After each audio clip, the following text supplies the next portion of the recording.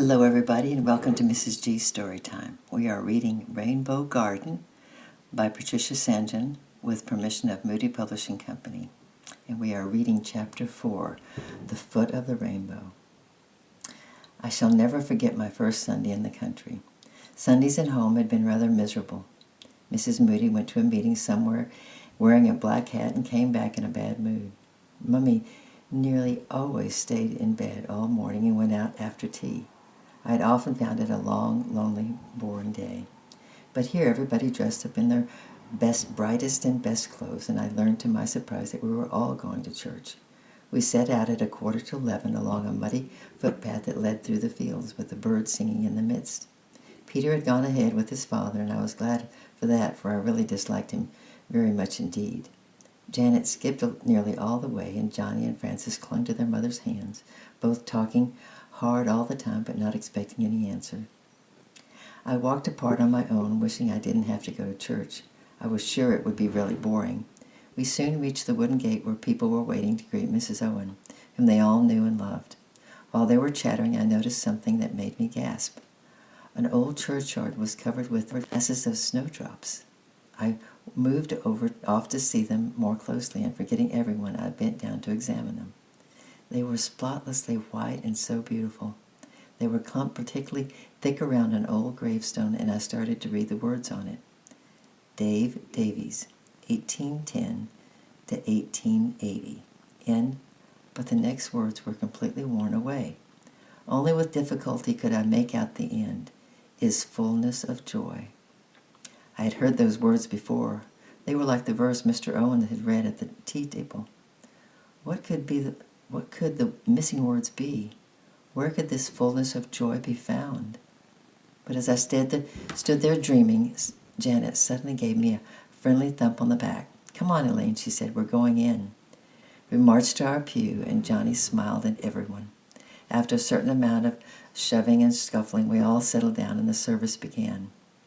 I didn't even try to listen. I kept repeating over to myself the words I'd read in the churchyard, full of joy. Fullness of joy.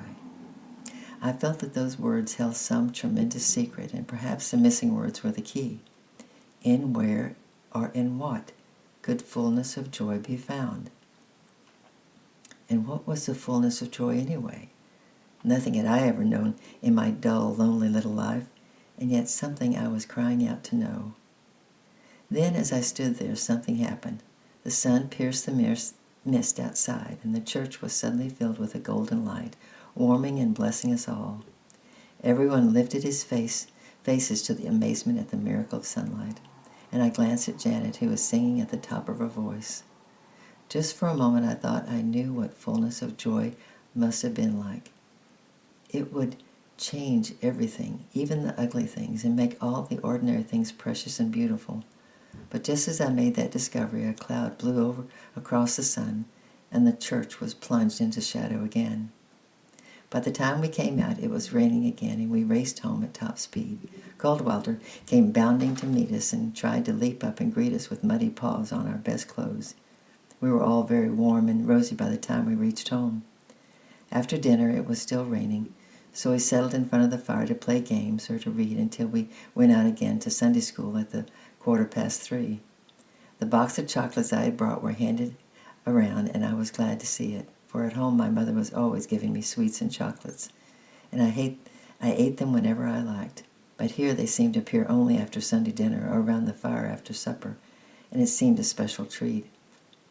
It took a long time to decide who was to have which chocolate, but at last quiet settled over the room. I was at a table writing to Mummy, but I couldn't think of much to say. "Dear Mummy," I started, "please come and take me home again. I don't like it here, and the children don't want to play with me, and it's horribly cold." I sat biting my pen and gazing into the garden, wondering what to put next. The rain was still falling, but it was a bright, thin rain with a promise of sunshine behind it. As I watched, I suddenly noticed one of the brightest rainbows I had ever seen in my life. The children round the fire with their backs to the window noticed nothing, and I didn't say anything. It was my rainbow, and I wanted it to myself. I had read stories about treasures hidden at the foot of the rainbows, and the foot of this rainbow was just up the hill. It seemed to touch the earth beyond an old stone wall, and although I no longer believed in fairy stories and hidden treasures, I thought it would be fun to run and stand in the light with the colors breaking all over me.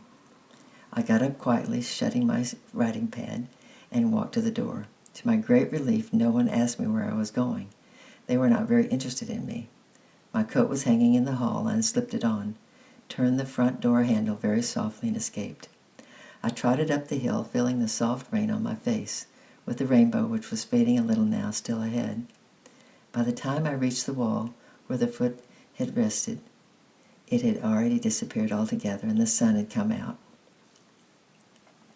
I stood still, looking up at the wall where the foot of the rainbow had been. It had an ivy hanging over like a green curtain, and it looked secret and exciting. I followed it until it turned a corner, and then again around another corner, and this time I found a green wooden gate. By peering through the cracks in the boards, I could see a little gray stone house set in a garden, and the windows of the house were all shut tightly with dark blinds drawn down over them. I pressed down the latch of the gate very carefully, but it was locked. The house seemed quite empty, and perhaps no one lived here. The garden where the rainbow had rested was a secret, deserted garden, and I suddenly wanted to go inside more than anything else in the world. There were tall trees growing all around the inside of the wall with branches trailing over it. Peter and Janet would have clambered over in a minute, but to me it seemed almost impossible. I wandered along, searching for footholds, and very soon I came to the hawthorn bush with a broken bit of wall behind it, and there were easy footholds. I scrambled to the top quite easily, swung on an apple bough that seemed stretched out to welcome me, and landed with a thud on the muddy lawn. It was my first time in my life I'd ever tried to do anything like that, and if anyone had been watching me, I wouldn't have even dared to try.